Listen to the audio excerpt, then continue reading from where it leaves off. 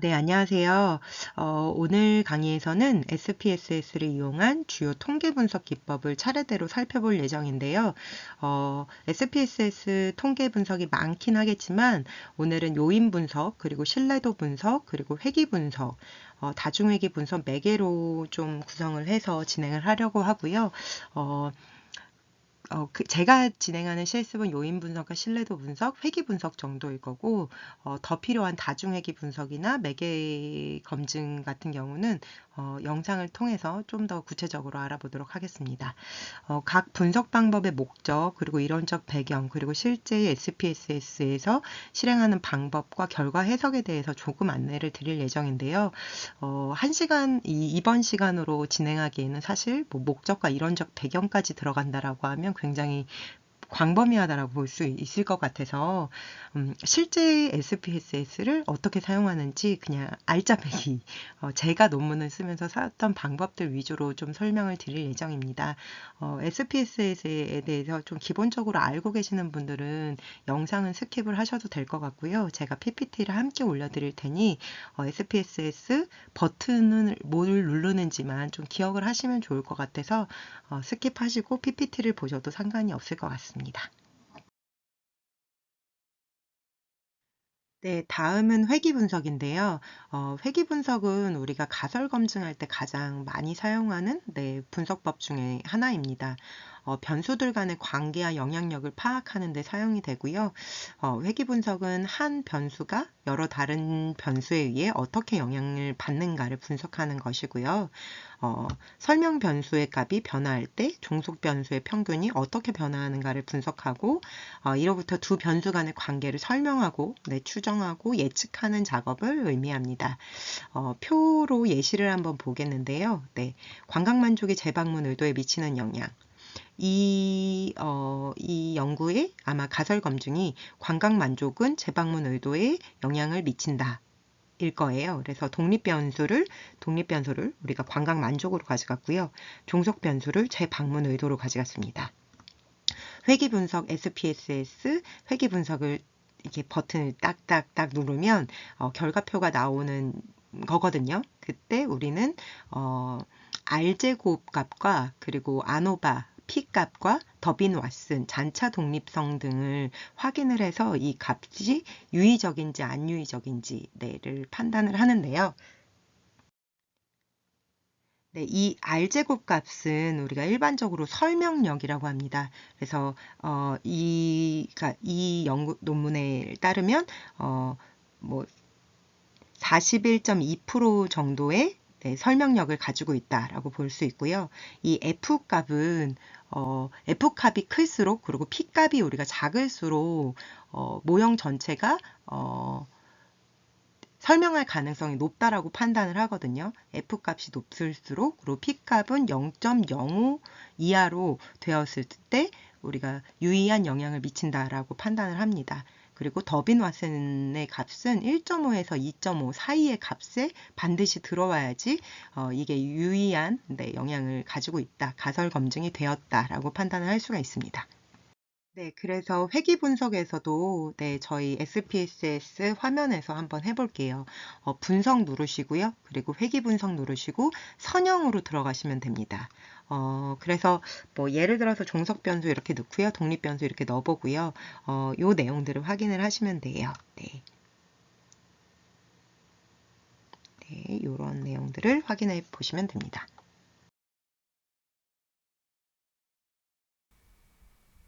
회귀 분석에 대해서 한번 같이 또 볼 텐데요.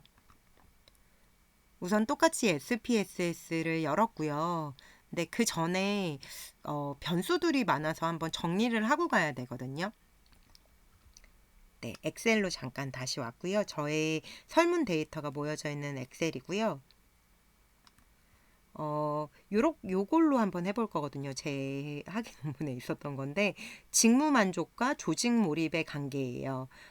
직무 만족은 저는 내재적 직무 만족과 외재적 직무 만족 이렇게 나눴었고, 조직 몰입은 또 정서적 조직 몰입, 규범적 조직 몰입으로 이렇게 나눴었어요.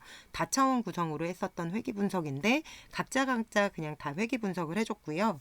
또 여기 보시면 설문이 한 문항이 아니기 때문에 여러 문항으로 되어 있었거든요. 내재적 직무 만족이 BA1, BA2, BA3, BA4 이렇게 4개의 항목이었어요. 그러면 이게 지금 독립 변수로 와야 되는데 여기에 대해서 넣을 때 저희가 어떻게 넣어야 되냐를 보여드리면 네, 너무 쉬운 내용이어서 제가 이거를 대단한 것처럼 얘기하니까 조금 부끄럽네요. 네, BA고요. 네. 평균을 내서 여기에다가 이 평균값을 구해줄 거예요. 뭐, 네, 엑셀 잘 하시는 분들은 평균값 다 이렇게 내시겠지만 저는 그냥 다 더합니다. 항상 하고, 네, 하나, 둘, 셋, 넷, 다, 네, 다 4개를 다 더한 다음에 나누기 4를 해주면 네, 이거에 대한 평균값이거든요. 이거를 쭉 내리면 네, 이 MBA라고 표현을 해서 BA 값, 즉 내재적 직무 만족의 평균값을 제가 이렇게 구해놨어요. 네, 하고 요것도 네, BB에 대한 평균값도 네, 구합니다. 똑같이 M 하고요. BB라고 제가 인식할 수 있게 작성을 해두고 네, 이것도 똑같이 A 더하고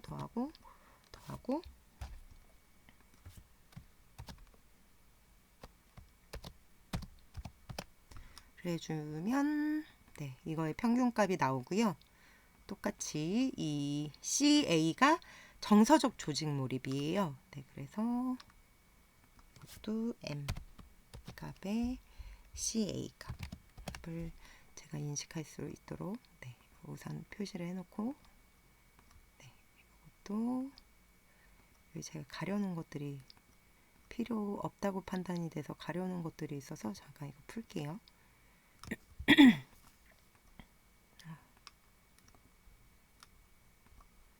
네.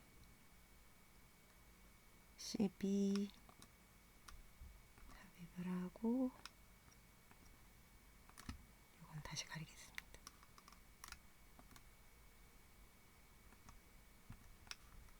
그래서 CA의 평균값을 구한다고 하면 네.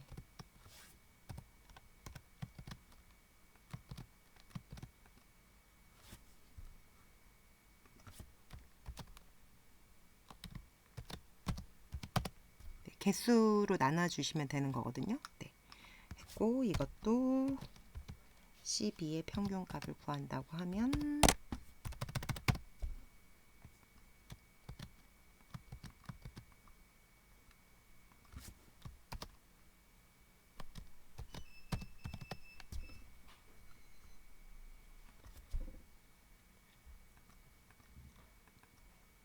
이렇게 해서 다 평균값이 구해졌거든요. 네. 평균값이 구해졌으니까 이걸 다시 한번 저장 그냥 할게요. 저장. 그래서 다시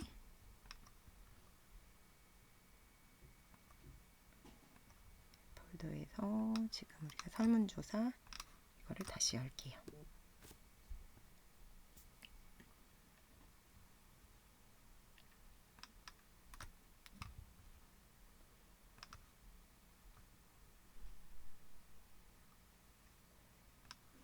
네, 그러면 이렇게 열리거든요.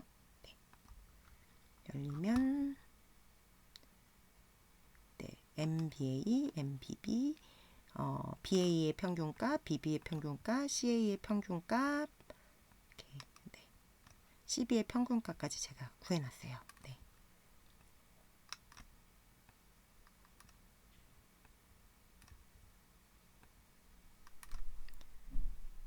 네, 이거는 뭐 보기 좋게 하신 다음에 네. 회귀 분석에 들어가서 볼게요. 분석 똑같이 분석 들어가시고 회귀 분석 들어가시고 선형으로 들어가시면 됩니다. 그래서 제가 보고 싶은 거는 첫 번째 내재적 직무 만족을 독립 변수로 가져오고요.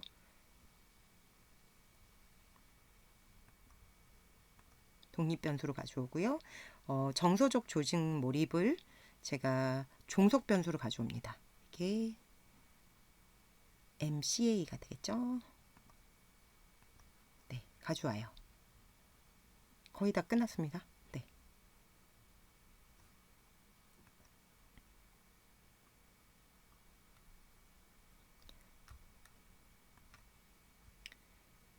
통계량을 누르셔서 네, 여기 추정값 체크를 하시고 네, 모형 적합 체크를 하시고 공선성 진단을 하신 다음에 네,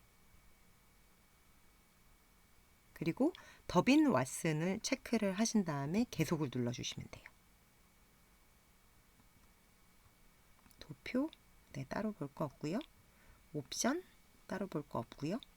네, 이렇게만 하셔서 확인을 눌러주시면 결과값이 나옵니다. 네, 여기에서 R값과 R제곱값을 확인했고요. 수정된 R제곱도 확인을 했습니다. 그래서 수정된 R제곱값이 0.666이 나왔는데 그러면 66.6% 설명값이거든요. 네. 그리고 더빈 왓슨은 1.956이 나왔는데 아까 전에 얘기했었죠. 1.5에서 2.5 사이가 나와야 된다. 그게 안 나온다라고 하면 안 되거든요. 그래서 나왔고 네. 유의확률은 이렇게 나왔습니다. 그래서 제대로 본다라고 하면 네. 지금 이렇게 값이 나와서 유의확률이 0.001보다 작다. 그래서 유의하다라고 나왔죠. 그리고 VIF 이 다중 공선성은 10 미만이 나와야 된다고 했는데 1.000이 나왔어요. 그래서 이 값들을 네, 옮겨서 적어주시면 됩니다.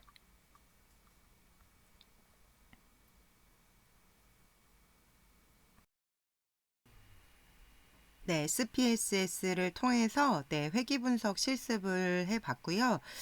영상을 통해서 좀 더 심화 학습을 진행하도록 하겠습니다. 논술남 네, 영상이에요. 한번 보도록 할게요. 오늘 알아볼 분석은 바로 회귀 분석입니다.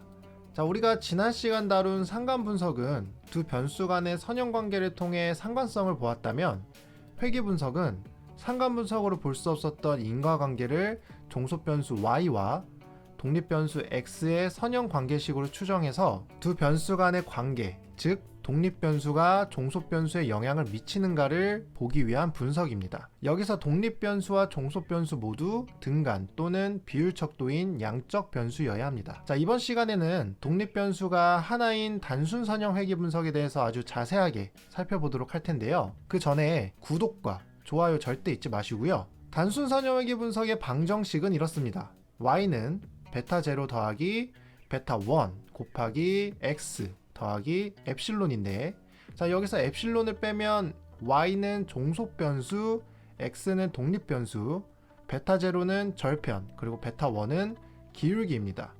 자, 독립 변수 x가 1 커지면 종속 변수 y의 베타 1 기울기가 이제 증가하는 건데요. 자, 회귀식은 분석 후에 뒤에서 자세하게 설명해 드리도록 하겠습니다. 단순 선형 회귀 분석의 연구 가설은 이렇습니다. 규모 가설은 독립 변수는 종속 변수에 영향을 미치지 않는다. 대립 가설은 독립 변수는 종속 변수에 영향을 미친다. 독립 변수와 종속 변수가 양적 변수라고 해서 무조건 회귀 분석 연구 가설을 세울 수 있는 것은 아니고요. 두 변수 간의 인과관계가 논리적 타당성을 가지고 있어야 합니다. 자, 그러면은 실제 데이터를 보여드리면서 단순 선형 회귀 분석을 직접 실시해 보도록 하겠습니다. 자, 지금 데이터는 전국 370개 매장이 있는 A 브랜드를 대상으로 TV 광고 빈도를 매장별로 이제 파악을 하였고요. 그래서 A 브랜드 만족도 변수가 말 그대로 만족도 점수인 건데 100점에 가까울수록 만족도가 높다고 생각하시면 됩니다. TV 광고 변수도 양적 변수, A 브랜드 만족도 변수도 양적 변수이기 때문에 회귀 분석이 가능합니다. 자, 제가 보여드린 데이터를 통해서 알아볼 단순 선형 회귀 분석의 연구 가설은 이렇습니다. 규모 가설은 TV 광고가 A 브랜드 만족도에 영향을 미치지 않는다. 대립 가설은 TV 광고가 A 브랜드 만족도에 영향을 미친다. 자, SPSS 프로그램 상단 분석, 회귀 분석, 선형으로 들어가면 선형 회귀 창이 나타납니다.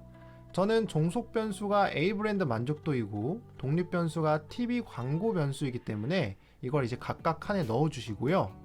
단순 선형회귀 분석에서 이 방법은 입력을 선택해야 해요. 그래서 입력 선택 그대로 두시고 최종 확인을 누르면 단순 선형회귀 분석 결과가 나타납니다. 자, 그러면은 이제 이 표를 어떻게 봐야 하냐면, 첫 번째로 모형 요약표와 아노바표를 통해서 회귀 모형의 타당성을 파악해야 합니다. 자, 그래서 먼저 모형 요약표에 R제곱, 이제 결정 개수라고 하는데 이 값을 먼저 봐야 합니다.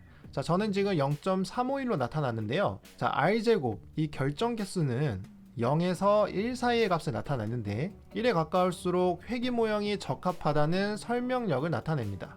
자, 그렇다고 해서 뭐 몇 이상이어야 설명력이 있다라는 기준은 없고요. 그냥 0.351로 이렇게 나타났으면 35.1%의 설명력을 가지고 있다라고 보시면 됩니다. 자, 다음으로 아노바표를 봐야 하는데요. 이론 배치 분산 분석에서 봤던 아노바표와 같은 형태인데, 자, 여기서는 계산 과정이 조금 다를 뿐 개념은 같습니다. 자, 회귀 분석에서 아노바표는 F값에 의한 회귀 분석 유의성을 판단해야 하는데요. 자, 다시 말해서 연구자가 분석하고자 한 회귀 분석 모형이 적합한지 적합하지 않는지를 이 유의 확률을 통해서 기각, 채택해야 합니다. 자, 여기서 귀무가설은 회귀 모형은 적합하지 않다, 대립가설은 회귀 모형은 적합하다입니다. 유의 확률이 유의 수준 0.05 미만으로 나타나면 귀무가설이 기각되고 대립가설이 채택되는 거고요. 유의 확률이 유의 수준 0.05 이상으로 나타나면 귀무가설이 채택, 대립가설이 기각됩니다. 자, 저는 지금 F는 199.011, 유의 확률은 0.000으로 나타났으므로 귀무가설이 기각, 대립가설이 채택되어 회귀 모형이 적합하다라고 할 수 있습니다. 자, 만약 유의 확률이 0.05 이상으로 나타나면 회귀 모형이 적합하지 않다이므로 회귀 분석을 실시할 수 없습니다. 여기까지가 회귀 모형의 타당성을 파악하는 단계였고요. 회귀 모형의 타당성을 만족했다면 이제 개수표를 통해서 실제 우리가 단순 선형 회귀 분석으로 알고자 했던 이 연구가설, 독립변수가 종속변수에 영향을 미치는가를 이제 검증해야 합니다. 자, 먼저 개수표에서 이 상수라고 써 있는 거 말고 독립변수가 있는 줄에 t값과 유의 확률로 연구가설을 기각, 채택하는지 이제 봐야 하는데요. 자, 이것도 똑같이 유의 확률이 유의 수준 0.05 미만으로 나타나면 대립가설이 채택되는 거고, 만약에 0.05 이상 나타나면 기무가설이 채택되고 대립가설이 기각됩니다. 저는 TV 광고의 t값이 지금 14.107, 유의 확률이 0.000으로 나타났으므로 기무가설이 기각, 대립가설이 채택됩니다. 따라서 TV 광고가 A 브랜드 만족도에 영향을 미친다라고 할 수 있겠네요. 자, 그러면은 이 영향이 얼마나 미치는지 한번 확인을 해야겠죠. 자, 단순 선형회귀 분석의 영향력을 보기 위해서는 비표준화 개수의 베타 값을 보면 되는데 이 값이 양수인지 아니면 음수인지도 확인해야 합니다. 저는 지금 0.798로 나타났네요. 따라서 TV 광고가 79.8%만큼 A 브랜드 만족도에 영향을 미친다고 할 수 있습니다. 이 결과를 회귀식으로 표현하면 이제 Y는 베타0 더하기 베타1X인데 베타0가 상수, 이 베타값 25.540, 그 베타1이 기울기 0.798이며 Y는 A 브랜드 만족도, X는 TV 광고이므로 지금 보이는 것과 같이 회귀식을 세울 수 있습니다. 자, 이 말은 TV 광고가 1 커지면 A 브랜드 만족도가 0.798씩 증가한다고 할 수 있는 건데요. 자, 이거는 이제 양수, 이 베타 값이 양수로 나타났기 때문에 실제 회귀 모형에서 아마 우상향하는 모습을 나타낼 겁니다. 자, 이거를 그래프로 보고 싶으면 지금 SPSS 상단 그래프 레거시 대화 상자 산점도 전도표로 들어가서 단순 산점도를 눌러주시고 정의를 누르면 단순 산점도 창이 뜹니다. 그럼 여기 Y축 칸에 종속 변수, 그리고 X축 칸에 독립 변수를 넣어주고 최종 확인을 누르면 두 변수 간의 그래프를 보여주는데요.